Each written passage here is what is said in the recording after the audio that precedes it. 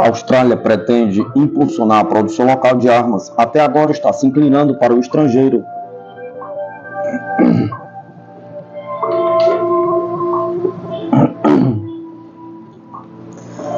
Travis Red quer comprar um fabricante brasileiro de armas.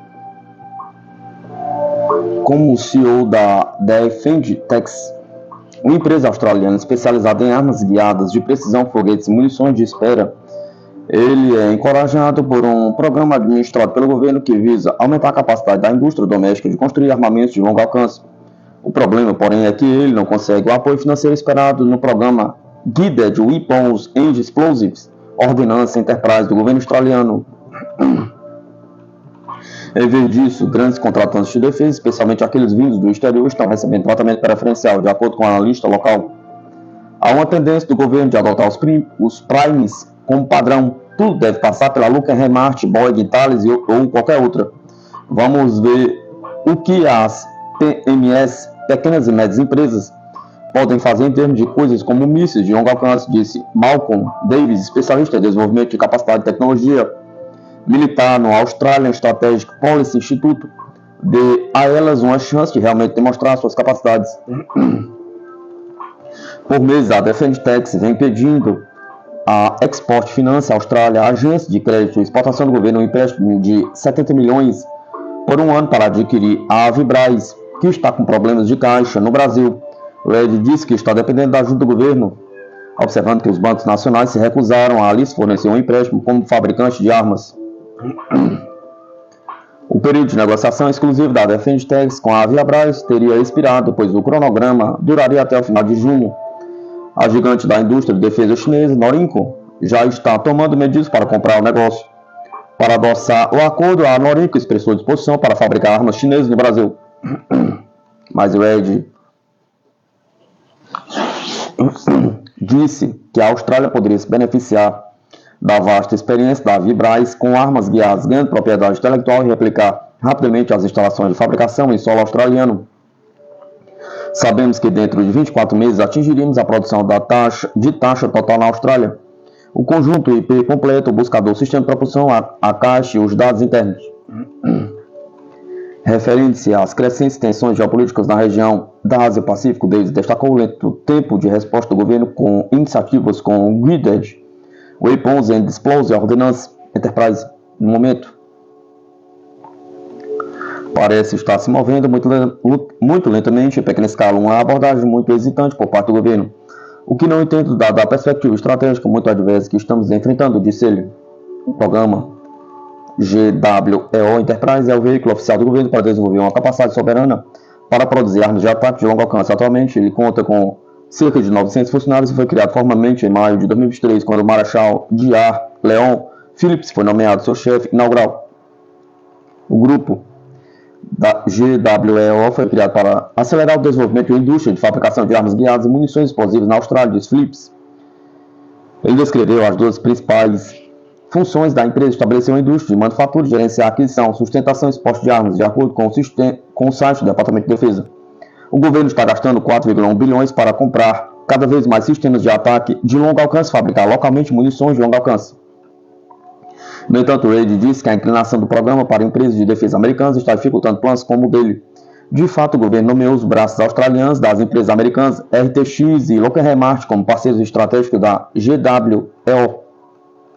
Os parceiros estratégicos e suas empresas mães nos Estados Unidos estão trabalhando com o Departamento de Defesa para explorar as oportunidades de parcerias maiores e, para esse fim, estão desenvolvendo planos detalhados de orçamento e orçados para a fabricação de armas guiadas e seus componentes na Austrália, disse Phillips. O departamento diz que considera esses planos orçamentados no segundo trimestre de 2024. O suporte e a assistência dos Estados Unidos são essenciais para o sucesso do GWEO Enterprise. Nas consultas ministeriais Austrália e Estados Unidos em julho de 2023, os diretores concordaram em aprofundar a cooperação no GWEO Enterprise da Austrália, colaborando em uma capacidade de produção flexível de armas guiadas na Austrália. Essa cooperação está em andamento e um lote inicial de mísseis GMLRS Guided Multiple Launch Rocket Systems será fabricado na Austrália até 2025, acrescentou Phillips, referente a um contrato de 37,4 milhões para a Lockheed Martin na Austrália, anunciado em janeiro de 2024. James Weiding, diretor de programas do Strategic Capabilities Office dentro da divisão de mísseis e controle de fogo da Lockheed Martin Austrália, disse que desenvolver ainda mais a indústria é crítico e que o GMLRS é um bom ponto de partida para o país. A demanda internacional por GMLRS está crescendo, especialmente na Ucrânia, em meio à guerra com a Rússia. Isso não significa necessariamente que tudo é fabricado na Austrália. Weiding acrescentou, por exemplo, ele observou que pode levar de 5 a 10 anos até que a indústria australiana possa construir unilateralmente buscadores de mísseis para o GMLRS. Licitações para requisitos relacionados à produção de GMLRS da Austrália fecham em torno de um período de junho e julho deste ano, o que levará à montagem de kits GMLRS começando no ano que vem na base de armazenamento de munições, defesa estabelecimento Orchard Hills em Sydney. O que se seguirá é a introdução gradual de componentes montados domesticamente antes de aumentar as quantidades, disse Weiding.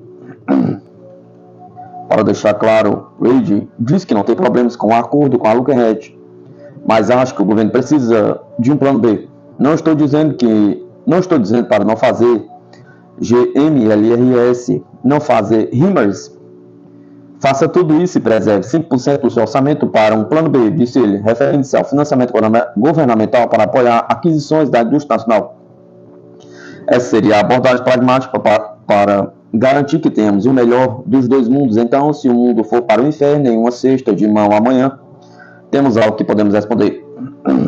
Ele argumentou que a compra da Avibraz seria uma apólice de seguro muito barata que não prejudicaria nenhum plano de longo prazo dependente de empresas americanas.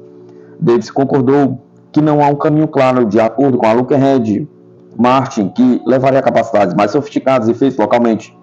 Acho que levou um tempo excessivamente longo para realmente fazer algum progresso. Estamos falando apenas sobre montar componentes do GMLRS aqui na Austrália em 2025. Ele disse que o governo deveria incentivar a indústria a buscar a produção local de armas de longo alcance, como o míssil antinavio de longo alcance, a variante do alcance estendido do míssil, conjunto à superfície, o míssil de cruzeiro Tomahawk, todos feitos por empresas americanas. Mas o GWEO Enterprise não é apenas sobre armas de fabricação americana. Por exemplo, o míssil Spike da Rafael Advanced Defense Systems de Israel e o Naval Strike Missile da Kongsberg da Noruega são ambos candidatos para a produção doméstica. O GWEO realmente visa dar à indústria a oportunidade de participar, disse Weiding, observando que as lacunas na indústria de defesa da Austrália se devem à capacidade e não à habilidade. Para superar esses problemas, David sugeriu que o governo priorizasse ainda mais o programa GWEO e incorporasse lições da guerra Rússia-Ucrânia. Deveríamos realmente estar olhando como podemos nós mesmos desenvolver as capacidades de ataque de longo alcance que podem dar suporte às necessidades da Força de Defesa Australiana, às necessidades de nossos aliados e parceiros, e nos ofereceu uma capacidade de exportação também. Ele insistiu, mais uma vez, parece haver essa falta de ousadia e visão por parte do governo apenas para pensar, além da aplicação mais minimalista do GWEO no curto prazo. Não entendo por que a percepção dele sobre o GWEO é tão restrita e limitada. Parte do problema é a mentalidade de paz da Austrália, disse David.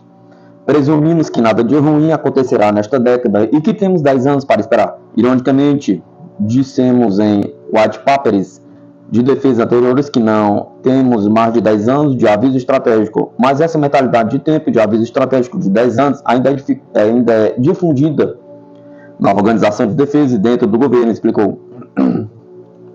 É preciso reconhecer que podemos ter os 2, talvez 3 anos para nos preparar para uma grande guerra, ele acrescentou. Então, o que podemos fazer nos próximos 2 a 3 anos em termos de produção em massa, de capacidades? Pergunta. Isso vai exigir alguns riscos, vai exigir um pouco de visão. Minha preocupação é que essas decisões não sejam tomadas e que acabemos entrando em uma nova guerra em 2027 ou 2028, com o que temos e não muito para mostrar do GWEO. Certamente o programa não ficou parado, disse Phillips, destacando diversas conquistas importantes até o momento, incluindo a atualização de infraestrutura e tecnologia nas fábricas de munições de prioridade do governo em Mulwala e Benalla, operadas pela Thales Austrália, recuperação de cais do Porto Wilson para permitir importações e exportações de armas em larga escala, construção e encomendada de infraestrutura adicional de armazenamento, distribuição e produção nacional de bombas BLU-111 de 500 libras, além do contrato GMLRS. Phillips também destacou aquisições aceleradas de Tomahawks, JASSM, ERs, mísseis de ataque naval e minas marítimas do exterior. Mas essas compras estrangeiras pelo governo não ajudam em situações como a de Reid. Eles não estão tomando nenhuma medida para desenvolver uma alternativa doméstica e soberana ao tipo de armas de que precisam, disse ele. No caso de um conflito de alta intensidade, a Austrália, como nação, terá a capacidade de fabricar a munição necessária para manter a força aérea australiana capaz de conduzir sua missão? Pergunta. A resposta esmagadora é não.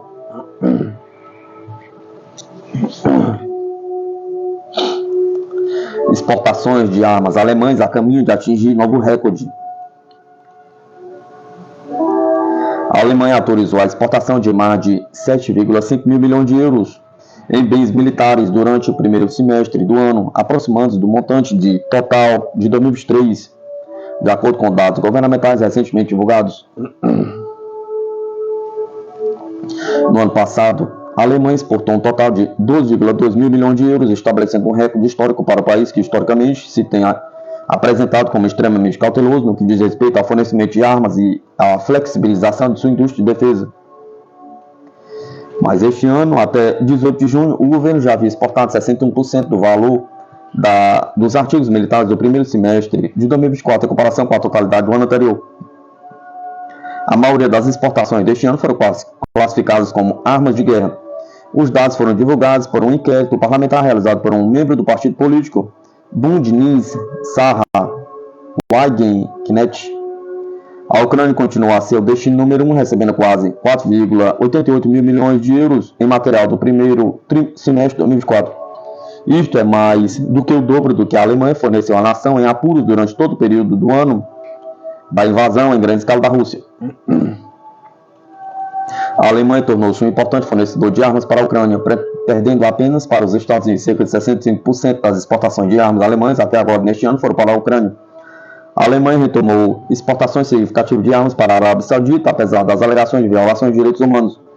O reino ficou em quarto lugar na lista do governo de países que recebem os maiores totais de exportações militares alemães, com quase 132,5 milhões de euros. A Alemanha congelou efetivamente as vendas militares ao reino em 2018, após o assassinato do jornalista saudita Jamal Khashoggi no consulado do país na Turquia e no meio da sua campanha militar no Iêmen. Notavelmente, o governo alemão forneceu uma nota juntamente com seus dados, dizendo que as vendas de armas sauditas estavam relacionadas com projetos conjuntos com outros países, com outros parceiros da União Europeia e da OTAN. Os outros 3 países entre os 5 primeiros foram Singapura, com 1,209 mil milhões de euros, a Índia com 153,7 milhões de euros e os Estados Unidos com 110,6 mil milhões de euros. Completando o top 10 estavam Catar, Grécia, Emirados Árabes Unidos, Brasil e Reino Unido. O governo disse que 91% das exportações de armas alemãs até agora neste ano foram para aliados próximos. Uma lista de países principalmente da União Europeia e da OTAN, mas que também incluiu Ucrânia, Coreia do Sul, Singapura e vários outros estados alinhados ao Ocidente na região Indo-Pacífico. Quando os eleitores alemães elegeram para o cargo o governo de centro-esquerda em torno de Oliver Scholz em 2021, uma das suas promessas de campanha foi restringir ainda mais as exportações de armas alemãs. O país já tinha regras rigorosas em vigor relativamente à venda de armas a países com maus registros em matéria de direitos humanos, governos não fiáveis ou guerras em curso. Desde que a Rússia lançou a sua invasão em grande escala da Ucrânia em fevereiro de 2022, poucos meses após o mandato de Scholz como chanceler, a coligação governamental em Berlim, composta pelos partidos social-democratas, pelos verdes e pelos partidos econômicos liberais, inverteu o rumo após o que Scholz chamou de Zeitenwende, um ponto de viragem histórico, presidiu ao afrouxamento das regras para a venda de armas alemãs, ao aumento vertiginoso das exportações militares e uma expansão significativa das aquisições militares nacionais.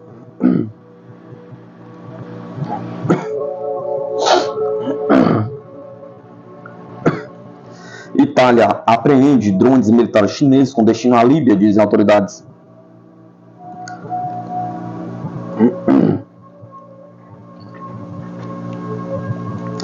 A Itália apreendeu drones militares chineses disfarçados de turbinas eólicas que se dirigiam para a Líbia, violando o embargo da ONU, disseram as autoridades italianas. Os componentes que compõem os dois drones foram escondidos em 6 contentores enviados em 2 navios porta-contentores da China para o porto de Ghiaio Tauro, em Itália, onde foram apreendidos antes de poderem ser carregados em navios com destino à Líbia, segundo autoridades. Os componentes foram escondidos entre réplicas de pás de turbinas eólicas em materiais compósitos para ocultá-los e evitar verificações, disseram a Polícia Fiscal e as autoridades alfandegárias italianas em comunicado. Um dos drones apresentava o slogan "Um mundo que economiza energia", escrito na lateral. Os drones dirigiam-se para Benghazi sob as ordens do general Khalifa Haftar, o homem mais forte militar que controla o leste da Líbia. Disseram fontes ao Defesa News sob condição de anonimato porque não estavam autorizados a falar com a imprensa. Os estados detectaram o carregamento e avisaram as autoridades italianas, acrescentaram as fontes. O embarque da ONU proíbe a venda de armamentos à Líbia, que tem sido assolada por conflitos civis desde a queda do antigo governante coronel Muammar Gaddafi em 2011. Cada drone tinha mais de 10 metros, 33 pés de comprimento, envergadura de cerca de 20 metros e peso superior a 13 toneladas. Segundo as autoridades italianas, a descrição corresponde a relatos de fontes de que os drones eram veículos tripulados chineses Wing Long 2.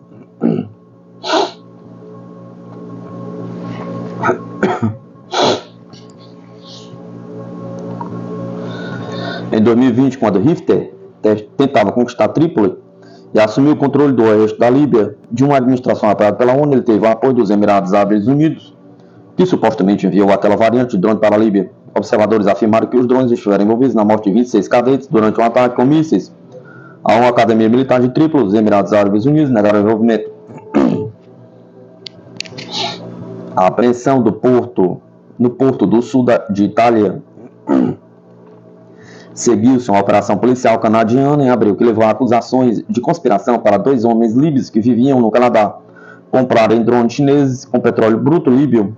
Fatih Ben Ahmed Mawek e Mahmoud Mohamed Elsu Waye Saye eram ex-funcionários da Organização da Aviação Civil Internacional, com a agência da ONU com sede em Montreal.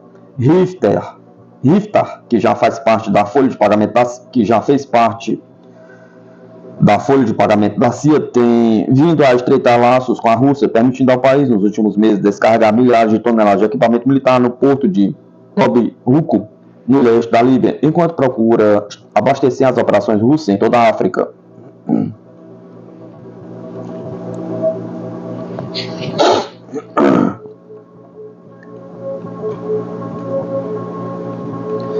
Primeiro lote de veículos de combate anfíbios da Marinha chega a Okinawa. Os fuzileiros navais em Okinawa, no Japão, receberam seu primeiro lote de veículos de combate anfíbios. A atualização do corpo para o veículo anfíbio de assalto que estava em serviço desde a Era do Vietnã. A terceira Força Expedicionária da Marinha recebeu no sábado o carregamento de veículos de combate anfíbios no porto militar de Naua, de acordo com o comunicado de imprensa da Marinha. Atualizar nossa frota com veículos de combate anfíbios capazes de apoiar a negação do mar e operações marítimas reforçará ainda mais nossa capacidade de apoiar esforços de dissuasão e responder a contingências no Indo-Pacífico, disse o Tenente-General Roger Turner, comandante-geral do 3º Regimento da Força Aérea, em um comunicado de imprensa da Marinha. Esses veículos irão para o Campo Chiwabi, no extremo norte da ilha. O primeiro emprego do veículo de combate anfíbio no exterior ocorreu no início de maio, quando a 15ª Unidade Expedicionária de Fuzileiros Navais conduziu um exercício de tiro real de artilharia aquática em Oyster Bay, Filipinas, durante o exercício anual Balikatan com aquela nação parceira. Os líderes de seção do pelotão de veículos de combate anfíbios, Companhia Alfa, a equipe de desembarque do batalhão, usaram os disparos simultâneos coordenados de todas as armas de sua seção enquanto flutuavam contra alvos em terra. As equipes dispararam tiros de treinamento de 40 mm que marcaram os alvos com giz laranja do impacto em vez de tiro de alto explosivo devido à localização. O veículo de combate anfíbio é um veículo de 8 rodas de última geração projetado para transportar fuzileiros navais do navio para a costa. De acordo com o Corpo de Fuzileiros Navais, será a principal mobilidade tática para o Batalhão de Infantaria da Marinha no mar e em terra, substituindo o veículo anfíbio de assalto. O veículo anfíbio de assalto usa esteiras em vez de rodas e é menor e tem o casco mais plano. O novo veículo pode transportar 3 tripulantes com 3 fuzileiros navais e 2 dias de carga de combate, de acordo com o relatório divulgado em maio pelo Serviço de Pesquisa do Congresso. O coronel Tim Rouge anunciou pela primeira vez no início de maio que uma dúzia de veículos de combate anfíbios chegaram ao 4º Regimento de Fuzileiros Navais em Okinawa, Japão. Neste verão, Rouge atua como gerente do programa do Corpo para Ataque Anfíbio Avançado. Isso é importante porque agora estaremos em localizações geográficas distintas, disse Rouge. A mudança ocorre no momento em que a Força se prepara nos últimos anos para lidar com os desafios de ter veículos de combate anfíbios espalhados globalmente pela primeira vez.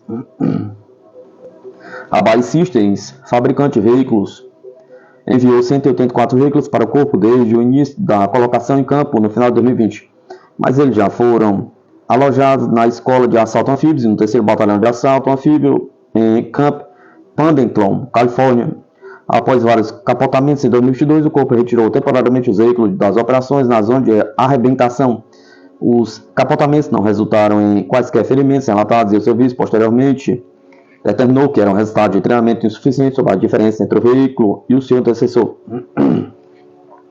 Os requisitos iniciais para o veículo de combate anfíbio foram concebidos em 2014. O serviço selecionou a BAE Systems para produzir o veículo em meados de 2018. Fialding começou no final de 2020.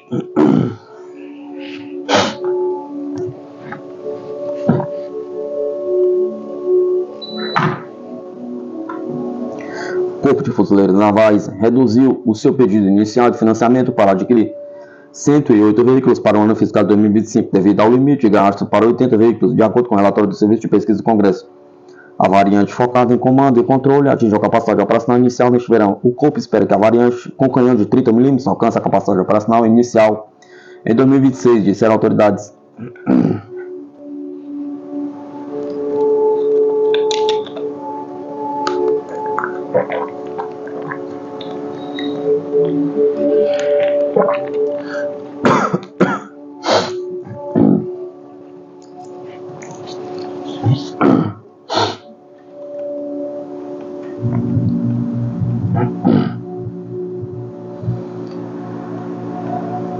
Aos 80 anos da libertação de Minsk, relembre etapas da Operação Estratégica Belarussa.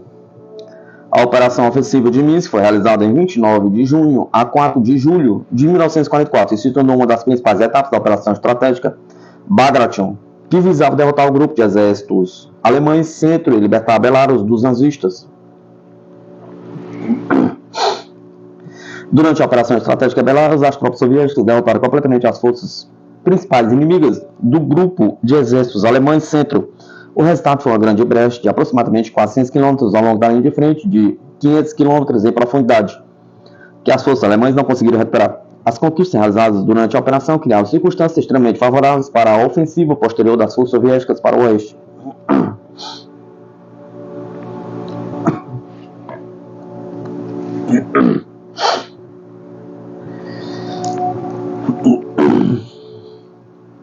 Em 29 de junho e 4 de julho de 1944, a Operação Ofensiva de Minsk é uma das principais etapas da Operação Bagration. Relação de forças antes do início da Operação Bagration. União Soviética, 1,2 milhão de soldados. Alemanha, 800 mil. Peças de artilharia Monteiro, União Soviética, 34 mil. Alemanha, 7.600. Tanques e peças autopropulsadas, União Soviética, 4.070, Alemanha, 900. Aviões, União Soviética, 5.000, Alemanha, 1.300.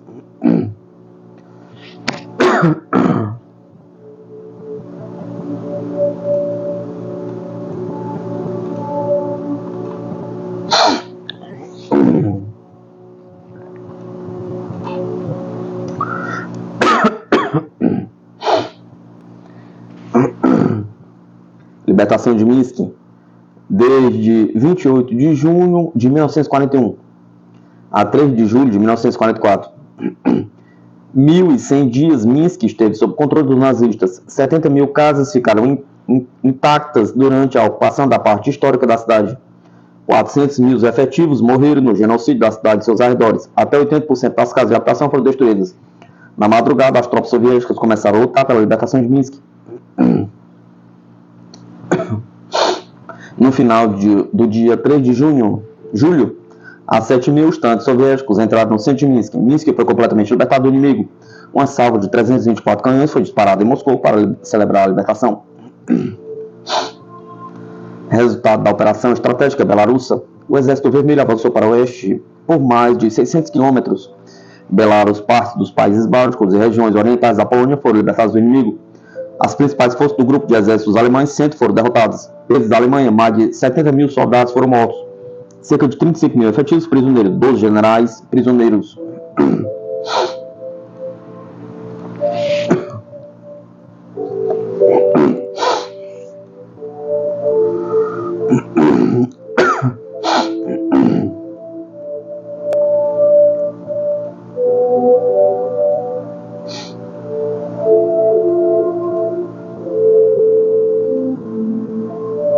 Analista. Mísseis russos com tecnologia de ponta fazem o F-16 da Ucrânia alvos fáceis como o Su-27. Um ataque cirúrgico em um campo de aviação destruiu 5 caças Su-27 ucranianos e danificou outros 2, informou o Ministério da Defesa russo na terça-feira, 2 de setembro de 2024. Acrescentou que mais 2 jatos ucranianos, um MiG-29 e um Su-27, foram abatidos pelo sistema de defesa antiaéreo russo. Os caças F-16 da OTAN prometidos à Ucrânia serão caçados e destruídos pelos ataques cirúrgicos da Rússia, semelhantes aos que destruíram 5 caças Su-27 recentemente, disse Dmitry Kornev, fundador do portal militar Rússia. Se o campo de aviação que abriga as aeronaves entregues pelo Ocidente estiver muito fora do alcance dos mísseis Iskander da Rússia, a Rússia poderia usar o seu míssil balístico hipersônico Kinzhal lançado do ar, apontou Kornev. O especialista acreditou que o Kinzhal possui um alcance maior que o míssil Iskander e está sendo usado com grande sucesso para atingir alvos de grande importância na zona de operação especial. Um ataque conjunto usando o sistema de mísseis Iskander-M destruiu 5 caças multifunção Su-27 ativos e danificou suas aeronaves em reparos no campo de aviação Mirgorod, na região de Poltava, disse o Ministério da Defesa da Rússia na terça-feira.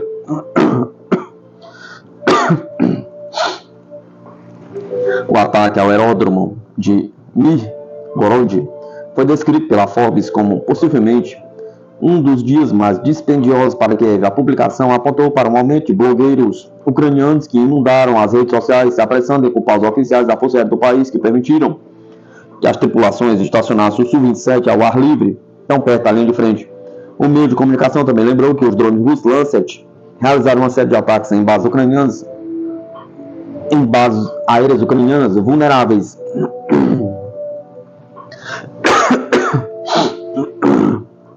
Os sistemas de defesa antiaérea russos atingiram 9 caças da Força Aérea Ucraniana, incluindo 7 Su-27, informou ontem o Ministério da Defesa russo. Mais 2 aeronaves ucranianas, o MiG-29 e o Su-27, foram abatidos pelo sistema de defesa antiaérea russo, disse o comunicado da pasta. Unidades russas de aviação, artilharia e drones atacaram concentrações de tropas e equipamentos militares inimigos em 115 áreas. O ataque foi um triunfo por vários fatores, esclareceu Kornev. Houve reconhecimento bem sucedido e a distância até o campo da aviação permitiu que os mísseis Iskander de alta precisão atingissem seu alvo. Podemos especular que a maior parte das aeronaves ucranianas foi destruída em 2022. O que sobreviveu foi de alguma forma restaurado ou reparado. As forças armadas ucranianas têm agora uma frota de aeronaves muito limitada. Nesse sentido, cada aeronave é obviamente valiosa para eles, especialmente o Su-27, disse o analista. Segundo Kornev, Kiev não pode adquirir o Su-27 de outros países. A sua única opção é tentar restaurar as aeronaves restantes, potencialmente comprando peças sobressalentes de outras fontes. É impossível obter o Su-27 da mesma forma que receberam os MiG-29 do leste europeu. Consequentemente, o valor desta aeronave para as forças armadas ucranianas é muito alta, observou Kornev. O número de aeronaves que um míssil Iskander pode potencialmente destruir depende de como os caças estão estacionados, explicou ele. Se eles, os caças, estivessem alinhados da mesma forma que os aviões, Da mesma forma que os aviões estão estacionados nos aeródromos em tempos de paz, mais deles poderiam ter sido destruídos cerca de 10 a 15. Aqui é preciso entender que os aviões estavam estacionados em abrigos de proteção individual para aeronaves, ou seja, um abrigo para um único avião. A área de dispersão das munições de fragmentação é aproximadamente do tamanho de um estádio, ou até um pouco maior. Em outras palavras, várias dezenas de elementos de combate atingiram as aeronaves, que são feitas de metal leve e não possuem blindagem protetora. O especialista especulou que alguns dos casos poderiam teoricamente ser restaurados, mas, por enquanto, estão efetivamente fora de ação. Espera-se que a Holanda entregue o primeiro lote dos tão prometidos caças F-16 à Ucrânia dentro de semanas, disse o governo holandês cessante na última segunda-feira. De acordo com Kornev, em resposta à potencial aquisição de caças de combate F-16 da Holanda pela Ucrânia, a Rússia vai confiar principalmente em capacidade de reconhecimento estratégico. Além disso, a Rússia manterá um elevado estado de prontidão com os seus meios a fim de responder prontamente a qualquer potencial força de ataque. Em uma conversa em março com pilotos militares, o presidente russo Vladimir Putin explicou que o fornecimento de F-16 não mudaria a situação no campo de batalha. No entanto, Moscou sublinhou que trataria os caças como ativos com capacidade nuclear devido à sua natureza e de dupla finalidade.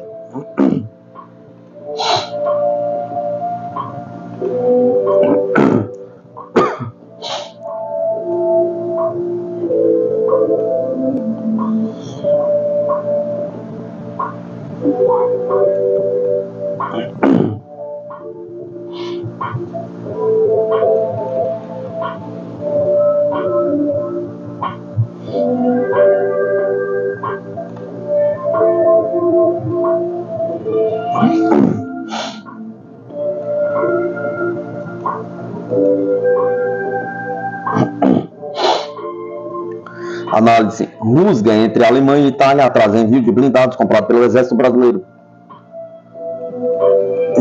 Especialistas afirmam que a retenção do Centauro 2 no porto de Hamburgo é fruto de divergências entre os dois países europeus em relação ao conflito ucraniano e que o caso expõe a necessidade do Brasil reduzir a dependência externa na fabricação de blindados. Adquirido pelo Exército Brasileiro para a renovação da frota terrestre, o Centauro 2BR, também chamado de veículo blindado de combate de cavalaria, está retido no porto de Hamburgo, na Alemanha, fabricado na Itália pelo consórcio Iveco Otto Melara, que venceu o processo de licitação para a compra de 98 unidades do Centauro 2BR, no valor de 5 bilhões. O blindado passa por uma fase de testes antes de a compra ser finalizada.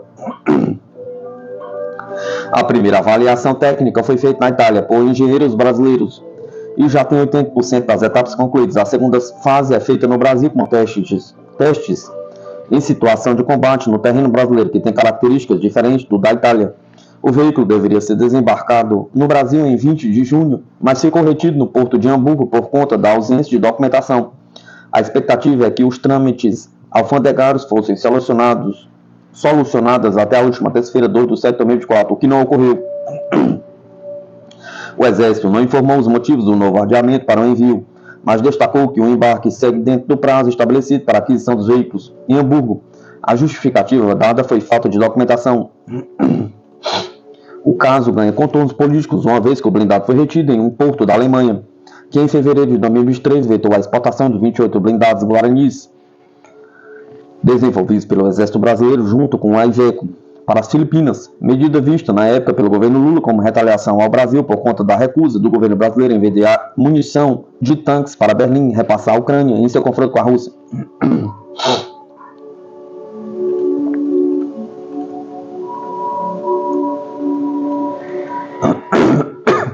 Pedro Paulo Rezende, especialista em ações militares, explica que há um aspecto político no caso, mas não envolvendo o governo brasileiro, e sim a primeira-ministra da Itália, Giorgia Meloni, e o chanceler alemão Oliver Scholz. A questão da retenção do Centauro está muito mais ligada a problemas entre a Itália e a Alemanha do que entre a Alemanha e o Brasil. Nós já conseguimos consertar nossa relação com a Alemanha em relação à exportação dos guaranis para as Filipinas. A Alemanha forneceu os equipamentos necessários e eles, hoje em dia, já foram entregues ao exército filipino. Então o problema maior é entre a Itália e a Alemanha. Ele acrescenta que a Alemanha acusa a Itália de não fornecer o suficiente para o conflito na Ucrânia. Então, usou um subterfúgio que foi a falta de um documento relativo ao impacto ambiental para bloquear o Centauro 2 em Hamburgo. O que é engraçado é que a Itália resolveu enviar o tanque para o porto de Hamburgo para antecipar a entrega do blindado ao Brasil.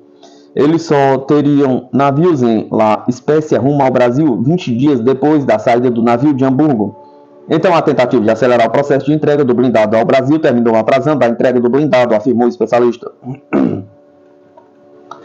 Fabrício Schiavo Ávila, doutor em Ciência Política pela Universidade Federal do Rio Grande do Sul e presidente do Instituto Sul-Americano de Política Estratégica, ressalta que a aquisição do Centauro 2 é um passo importante na modernização da frota terrestre, porque serviria como apoio para a infantaria em reconhecimento blindado e como um caça-tanques. O carro de combate apresenta um bom emprego dos recursos à disposição das Forças Armadas Brasileiras por apresentar essas três funções em um único armamento. Os brasileiros, russos e franceses possuem muita experiência no manejo de blindados com rodas em vez de lagartas. O veículo é bem adaptado ao tamanho do Brasil e sua velocidade de mais de 100 km e o seu alcance de quase 800 km atende aos requisitos de nossas dimensões continentais. Em princípio, não torna o Centauro 2 tão dependente do transporte aéreo, explica. Ele destaca que o Brasil possui cerca de 408 blindados de reconhecimento EE-9 Cascavel, segundo o balanço militar de 2021 do Instituto Estratégico de Londres. Segundo Ávila, existem programas de modernização do EE-9 Cascavel, mas os próprios materiais se deterioram com o passar do tempo. Existem blindados com quase 40 anos de uso e o armamento passa a ser perigoso para as tropas. A aquisição de 98 Centauros representa a substituição de 25% dessa força, ou seja, o Brasil ainda teria uma trajetória de modernização que demandaria mais gastos para a modernização de sua força de blindados de mesma categoria. Consequentemente, a fabricação no Brasil de carros de combate de diferentes tipos e a diversificação de países fornecedores pode diminuir muito os custos, gerar empregos e tecnologia e reduzir a dependência externa. A Ávila enfatiza que o caso envolvendo o Centauro 2, em princípio, demonstra a fragilidade do Brasil em depender de fornecedores externos para a modernização de suas tropas. A dependência da aquisição no exterior de um veículo da mesma categoria do Cascavel EE-9, como o Centauro 2, pode passar por constrangimentos, principalmente as normas europeias comuns de exportação, que são mais rígidas que em outros lugares e os armamentos possuem regras mais específicas. Ao mesmo tempo, cabe lembrar que a possibilidade de efetivação do acordo entre a União Europeia e Mercosul poderia diminuir os entraves burocráticos. As mudanças de armamentos nas tropas em tempos de paz são de médio prazo e o treinamento da tropa não é tão simples.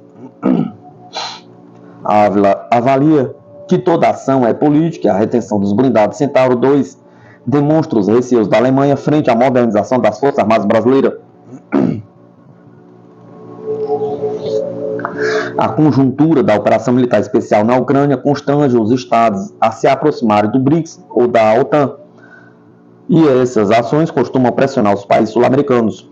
No âmbito da política interna alemã, a Frente Aliança 90 Verdes está perdendo espaço e a retenção do carro de combate num porto pode representar algum tipo de preocupação com questões mais pacifistas que estavam na pauta da sociedade antes de 2022.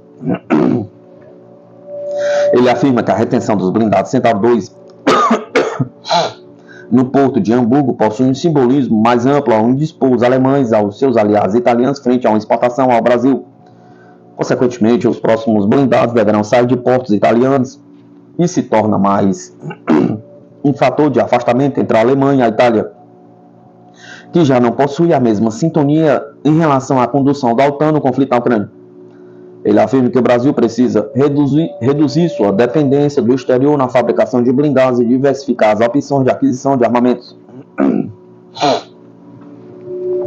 A aquisição de veículos autopropulsados de artilharia pelo Exército Brasileiro apresenta um exemplo onde participaram do processo vários países como a China. Dentro do BRICS, a própria Índia é muito dependente de fornecedores externos, mas além da transferência de tecnologia, o armamento é produzido localmente. Novamente, a Alemanha demonstra que o Brasil necessita repensar seu programa de modernização de blindados para reduzir a dependência do exterior, diversificar parcerias com outros países e fortalecer a indústria nacional, concluiu o especialista.